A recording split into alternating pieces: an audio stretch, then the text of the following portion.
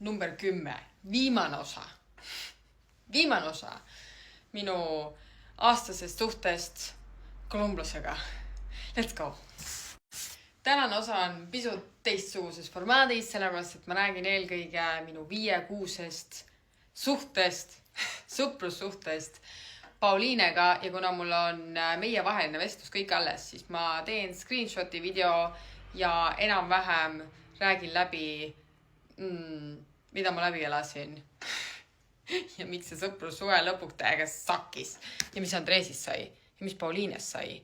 Let's go. Tegelikult on väga loogiline, et me nii kiiresti, nii hästi hakkasime läbi saama, sellepärast, et meil oli sama kogemus, samad traumad, sama probleem. See probleem oli Andrees ja me olime teineteise jaoks olemas, me kuulasime teineteist, me jagasime informatsiooni, me lükkasime ümber või kinnitasime teineteise kahtlusi, kõhklusi. Meil tekkis põhimõtteliselt tugigrupp. Nagu näete, meil oli mingi hull girl power. Sa päästid mind, ma päästin sind. Jeesus. Siin näiteks Pauliine kinnitas mulle, et jah, ta käis detsembris Malagas. Jah, nad said kokku, ehk siis Andrees noris minuga tüli ainult selle jaoks, et ma teda ei tülitaks sellel nädalal, kui Pauliine oli Malagas ja kohe, kui Pauliine lahkus, ta lend läks mingi kell 2, siis 3:30 Andrees võttis minuga lõpuks ometi ühendust ja tahtis minuga kokku saada. Jäi. Siin Pauliine kinnitab mulle, et jah, midagi juhtus selle ööl, kui nad põgenesid Prantsusmaale, aga ta ei ole kindel, kas Andrees ikkagi sai peksa, sest ta ei olnud samas ruumis ja Andrees on väga hea näitleja ja Andrees flirtis oma korterikaaslase tüdruksõbraga, nii et here you go. Siin Pauliine räägib mulle, kuidas see 3 päeva, kui ma olin Prantsusmaal, siis ühel päeval jõudis Andrees minna tema juurde ja siis õhtul tulla tagasi minu juurde, oli alles võimekas mees. Siin oli Pauliine närvivapustuse ääre peal, sellepärast, et ta oli just nagu väga lühikese aja jooksul teada saanud liiga palju asju.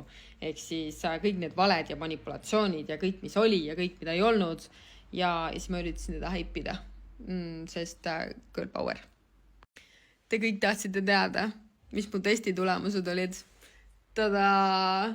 Kõik oli negatiivne nagu Heliana. Ja nüüd algas lõputu draama. Ja ma oleks pidanud too hetk juba taganema ja otsustama, et aitab ka. Et see ei ole kõik seda väärt. Aga anyway, Pauliine oli mulle rääkinud, et nad ei ole 6 aega teineteist näinud, et nad küll suhtlevad läbi Instagrami ja kirjutavad teineteisele e-maile. Aga see on ka kõik. Ja siis korraga sain ma sellised sõnumid, need on kõik Andreesi kirjutatud. Pauliine konto alt, aga Andreesi kirjutatud. Isegi see, kus Andrees ütleb, et Andrees told me to be together again. Ja mis siis juhtus? Pauliine hiljem rääkis mulle väidetavalt, et Andrees oli tema ukse taha läinud, ta oli rumala peaga ta sisse laksnud, Andrees oli tema telefoni konfiskeerinud, läinud kohe meie sõnumid lugema ja siis otsustas, et ta kirjutab mulle. Andrees oli püha viha täis, et me omavahel suhtlesime. See nagu rikkus laies laastus kõik ta plaanid ära. Aga kas ikka rikkus? Ma olin ilmselgelt mega pissed off, et nagu kuidas sa julged kellegi telefoni võtta nagu niimoodi, et nagu mis sul viga on. Ja, mis mul pigem viga oli? Katemit. Ma panen teile siia vahele ka mõned screenshotid, nagu kuidas Andrees kirjutas mulle. Nagu see oli siis, kui me põhimõtteliselt, meil oli asjad väga halvasti, see oli siis, kui ma Eestis olin. Nagu, ai jumal, tegemist oli ikka erilise fruktiga, Oh well. Girls power. Näete, kuidas ma haibin.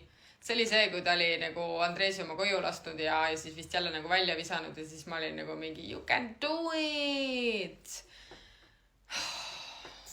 Jesus. Siin me arutame selle üle, et äkki Andrees on gei. Aga ma arvan, et Andreesil oli tegelikult ükskõik, kas tegemist on mehe või naisega. Peas, et tal oli raha ja oli pakkuda katust Andreesile pea kohale. See oli mingi screenshot, mille ma Pauliinele saatsin. Põhimõtteliselt, Andrees üritas siin selgeks teha, et Pauliine on õudne inimene.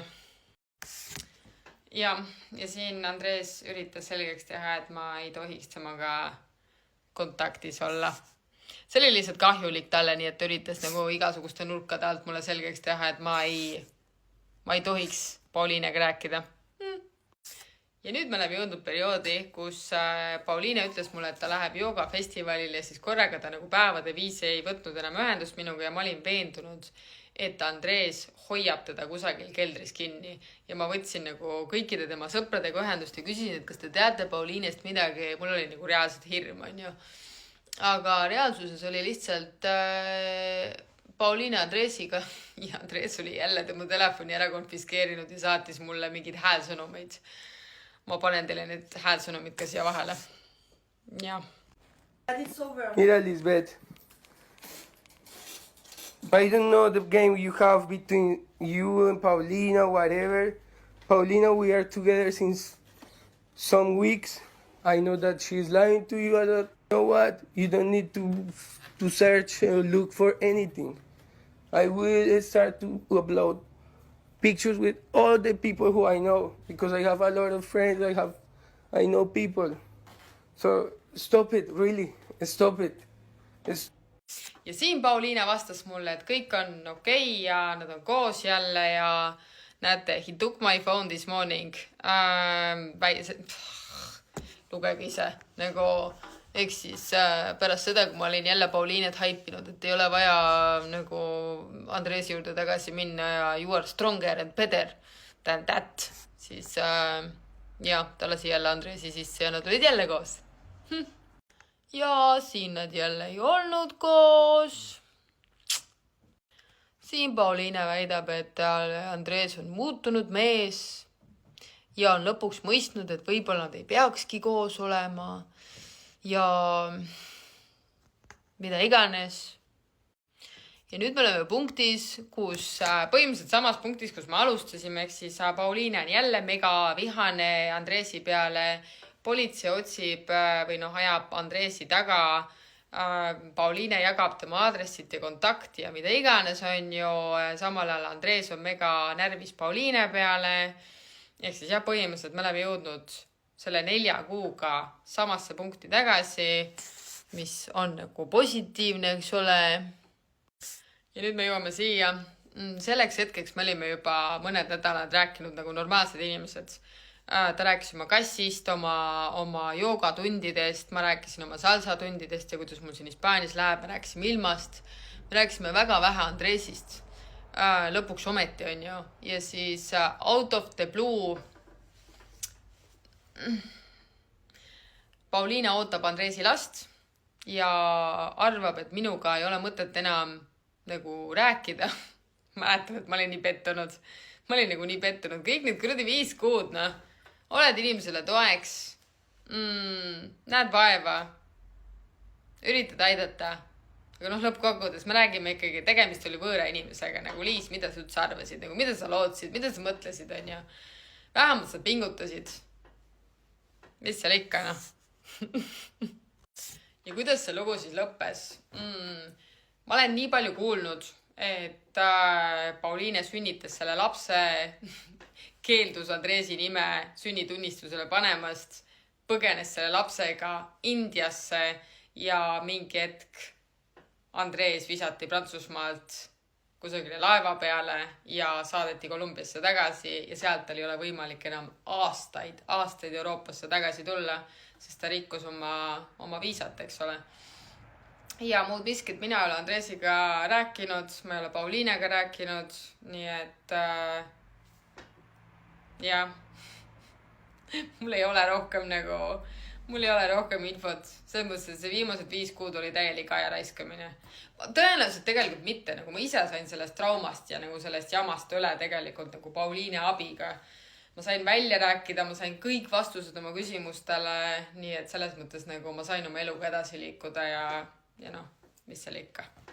Fun story. Loodetavasti seda ei juhtu enam mitte kunagi mu elus.